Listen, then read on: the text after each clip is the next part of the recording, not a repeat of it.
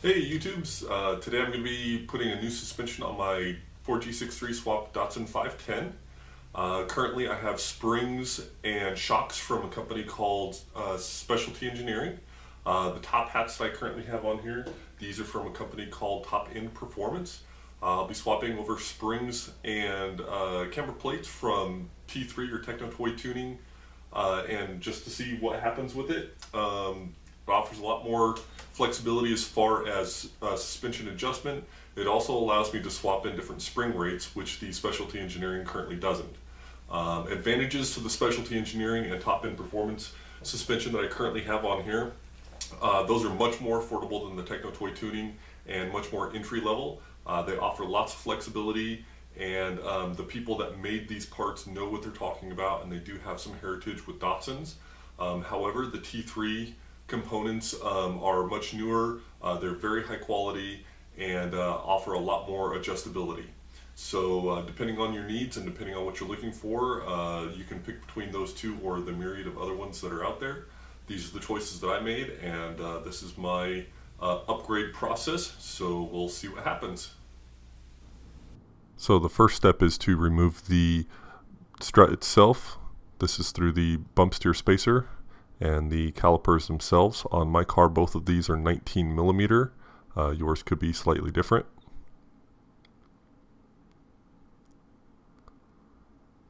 This is with everything removed, caliper out of the way, bolts out of the bump steer spacer that go through the ball joint. And then the next step is the sway bar end link. You just want to loosen this like this. You don't want to remove it all the way. You just need some slack to lower the lower control arm. Then the top nut on the strut itself needs to be removed so the strut itself can drop down. Then these 14 millimeter nuts on the camber plate. This again is a Top End Performance camber plate. I've welded the bolts onto the back side so they kind of all fit together. And then you sit here and you struggle and do some lifting and some struggling and some wiggling, and then finally you're able to get that past the lower control arm and the ball joint itself on the steering arm. And that is the Top End Performance camber plate. So these are S12 V6 struts. It's a Z31 5-lug hub. You must have this strut in order to have the correct bearing clearances on this bearing to actually fit a 5-lug hub, even though other people do. Some people do take the 4-lug 280ZX hub and just re-drill it for 5-lug. There are aftermarket options. This is the option I went with. Let's see if we can actually read this. Light off of it. I'll just have to take a picture of that so that you can read it a little bit better. This is Nissan 54302 30101, and it says 7805. I believe that says Hisugi, Japan. If not, whatever. And next up is to remove the top nut from the strut assembly itself. This holds the strut tube inside. These are S30 KYB struts. I'm going to try and zoom in and show you the numbers and stuff here. You can't actually see anything. Later on I will show you that they are KYB 361002. It also has a number C117 on it. The bottom of the struts themselves, I actually cut down the bottom mount there, as you can see, and this is so they could fit deeper into the strut housing itself. And then you need to grind off the spring perch. You're not trying to cut this thing off. Really what you're trying to do is cut the weld, because that's really all you need to do to remove the spring perch, is just kind of cut through that weld and separate it from the strut tube itself. So here it is coming off. It should be a nice tight fit if you did this correctly, or if this is the stock piece. This is the stock 510 piece. You can see here I did once cut into the strut tube itself. I do go in there and re-weld that up. Right now I'm just cleaning up the old weld with a flat disc wheel on the grinder. The next step is to weld on the spring perches themselves. I put some weld through primer on there just so that there wouldn't be any rust or anything happening behind here, even though there's no moisture here in Las Vegas. And then you want to assemble the whole thing itself. That's some Max Lube. I just thought it would be nice to have a little bit of lubrication behind there on those O-rings and to help everything kind of slide together. Might also provide a little bit of rust protection in the future. There's not a whole lot going on there. Then these are really long and really low spring perches, so I'm just winding it up to somewhere closer to the top, and then tightening down the set screw so that the spring perch itself doesn't move. I also throw a little bit of WD-40 inside of the strut tube itself to prevent any future corrosion and to hopefully help the strut slide in a little bit better. KYB 361002. It also says C117. And now to slide the strut tube itself in there and tighten the top nut, I put a little bit of anti-seize on there just to prevent any type of corrosion and sticking and galling of the threads. Just tighten it down and you're good to go.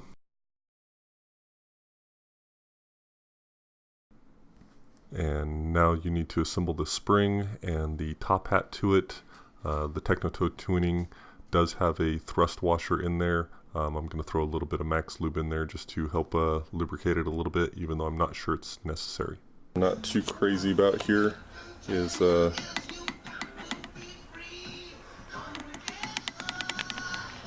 just assumed it would fit a little bit tighter than that, so I'm not crazy about that fitment. Also, the camber plates that we have come with these little spacers. There's a couple of different ones. They fit nicely inside of there, so the outer diameter of the smaller piece there does fit very nicely in there. However, once again, not crazy how it fits there, and furthermore, I assume it's supposed to be part of this. You can see even right there how the sleeves that they come with don't fit so great either. I'm sure that's designed that way, but I would like them to fit nicer. So to fit these to the car itself, you need to take these bolts off. They are bolted on here. Obviously this is aluminum, this is steel, so you can't exactly lock it.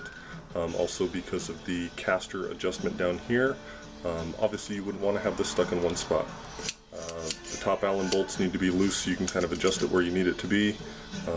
They don't need to be super loose or anything, but you do need to loosen them up. Another thing I'm not crazy about here is 13mm. Where on a Nissan does anybody use a 13mm? Mitsubishi doesn't use a 13mm. I'm not sure who uses a 13mm. Probably Subaru, but who cares about Subaru? So it's another thing I'm not too fond of is this odd size right here with the 13mm, but what are you going to do? Bolts in from the bottom.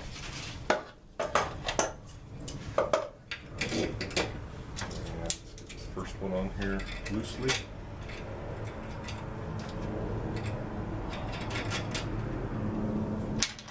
Make it easier for these other things.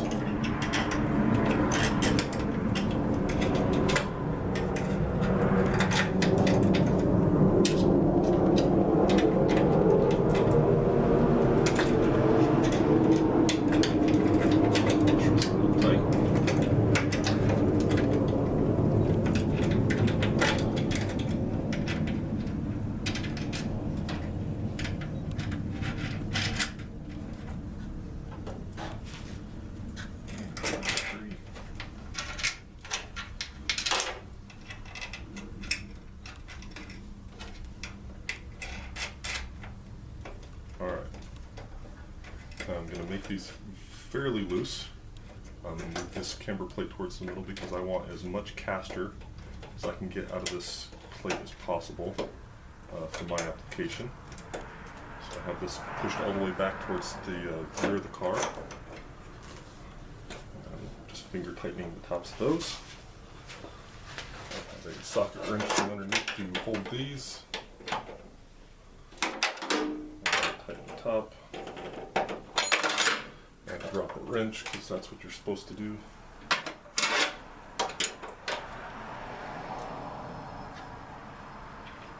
Nice and tight.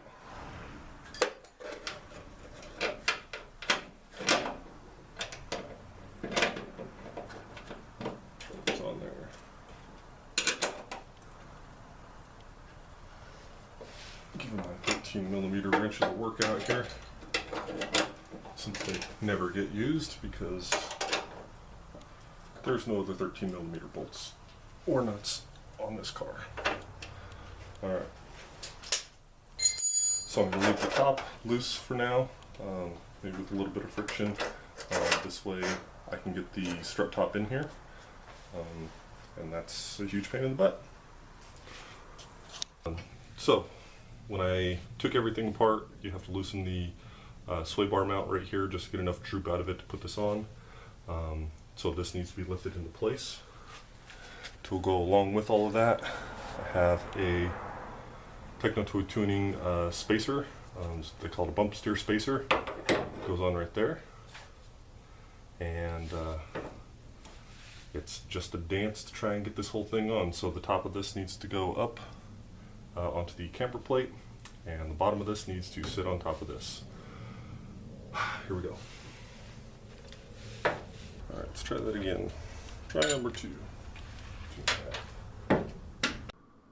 Once again, this is a bit of a struggle just to try and get everything aligned. I'm trying to get the strut top itself into the camber plate through that middle bearing.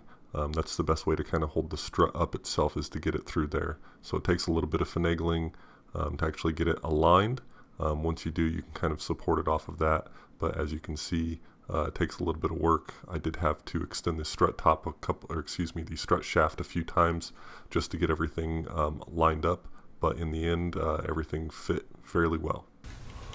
Once again, lifting the strut to the top of the bump steer spacer, which is off.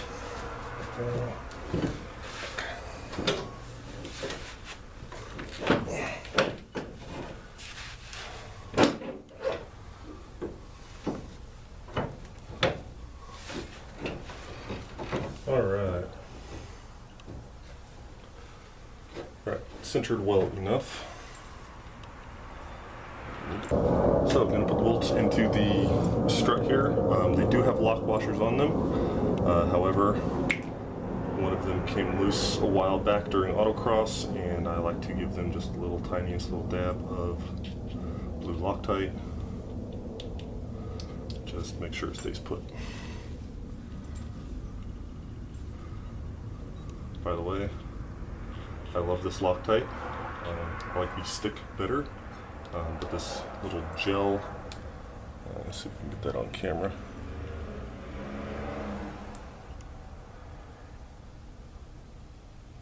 So it's a little gel, certainly works better than the pure liquid. See, stays on better. Alright, so to get these on, I need to turn the steering so I can actually access where the holes are at down here on the bottom.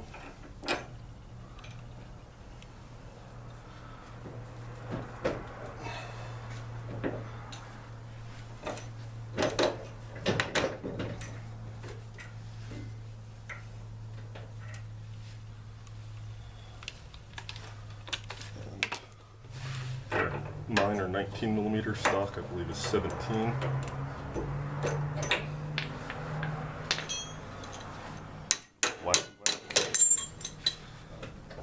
Probably take that seriously. Don't do this.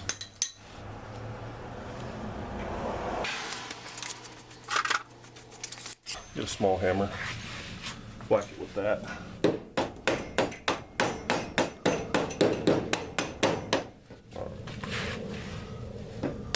Looks like it's in place now. And again, you just want to reassemble everything. Right now I leave everything just a little bit loose to give yourself a little bit of room to wiggle things together. Once again, these bolts going through the steering arm, through the ball joint, these are 19mm to go through the Techno Toy Tuning bump steer spacer. I'm just using the impact gun to kind of tighten things down a little bit. I do go back in and tighten it up with a wrench to make sure that they're properly tightened. Loosen this little guy right here, and we're going to pick it all the way up so that there's a little bit of preload on the suspension. And we because I know that from my previous suspension and how high it was, I know I need to keep it relatively close. Alright, anyway, so this is a 2-piston caliper from a Z31 300ZX to go along with these hubs and rotors. Again, even though they do have a lock washer on there, throw a little bit of blue Loctite on. It's not going to hurt anything. Blue Loctite isn't very sticky. It's mostly for things that come loose under vibration. Come on, a little bit more. There we go.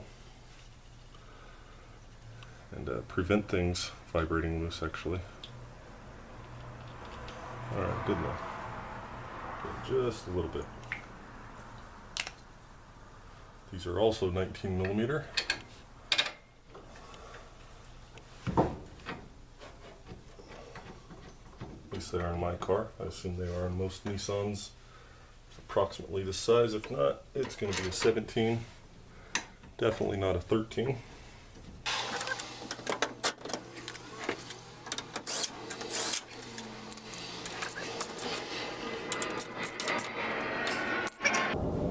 Last thing to do is to tighten down the sway bar and link. This is 14mm, definitely not a 13mm. It's a Fab 1 inch, I believe, sway bar, whatever it is that they have on their site.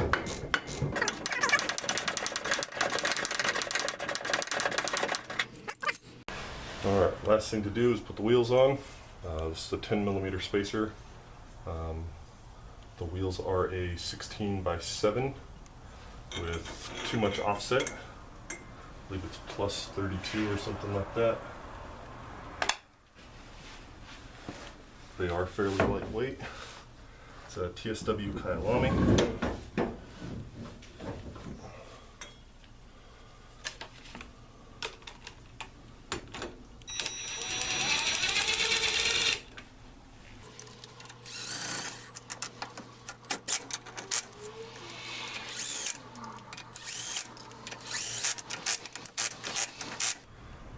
Of course, it will get torqued down to 100 foot-pounds as soon as it's on the ground. But first we gotta get it on the ground and see where the camber is at. See if it's close to my previous setting. If it's not, then it's gotta come back up in the air.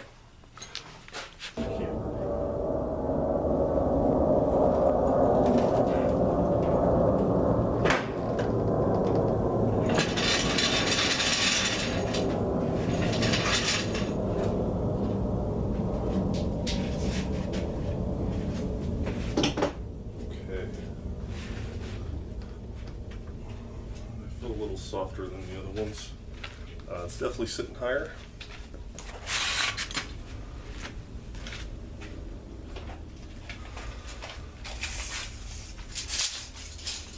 Currently sitting at least an inch high. So we've got to fix that. Camber, definitely lots of that. So I did lower the car down about to its original ride height, which is at the fender 23 inches, and adjusted the camber to approximately what I had before. So we do not have a happy ending. I tightened down the Techno Toy Tuning camber plates with the top nut on the strut itself. They seemed very, very tight when I was tightening them down, and I just kind of let it be and walked away from it. I came back about a week later after going on vacation, and I went ahead and tried to remove the top nut, and it was very, very tight. So I used an impact gun on the passenger side to pull it off, and in doing so, the top nut and the bearing, the inside of the bearing, are both galled up fairly badly. I'm not sure if this is a fitment issue, a clearance issue, if it's something I did during installation, but as you can see in the pictures, it's not very pretty. I'm hoping that Techno Toy Tuning can resolve this. We'll see what happens. I'm recording this on December 29th or something like that, and I will contact them on the next business day to find out if there's something that went wrong during my installation, or if maybe there was an issue with the parts themselves. I know during the holiday season they get large orders, and maybe something was rushed and they could have made a mistake in the machining process. I'll find out when I talk to them, but currently this is where it stands. The parts have 0 miles on them other than pulling it in and out of the driveway, but I'm not very happy with this. I'm hoping that it does work out. They seem like high quality parts, and Techno Toy Tuning does have a very good reputation, so we'll see what happens. So hopefully everything goes well.